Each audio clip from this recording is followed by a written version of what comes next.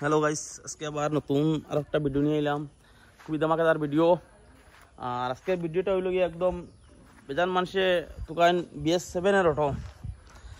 আজকে আছে আমার কাছে BS7 এর অটো আছে। আপনারা দেখে লাগে একদম নতুন কন্ডিশন, একদম শোরুমের কন্ডিশন গাড়ি আছে। 20-25 হাজার কিলোমিটার সাদা গাড়ি আছে। সেরও যদি 7 এর অটো লাগে যোগাযোগ করবা। কিলোমিটার আছে এটা লোক গিয়া ওলা 15,000-20 হাজার কিলোমিটার চলা গাড়ি আছে। BS7 অটো সেরও যদি লাগে একদম কম পয়সা আমি দিয়ে দিলাম। বেজান কটা অটো আছে আমার কাছে, খুবই ভালো কন্ডিশনের। আর যদি অটো লাগে যোগাযোগ করবো আমার লগে, একদম কম রেটে দিয়ে দিলাম। এটা লোন সোন কিচ্ছু নাই, একদম গাড়ি নিতে আর চালাইতে একদম।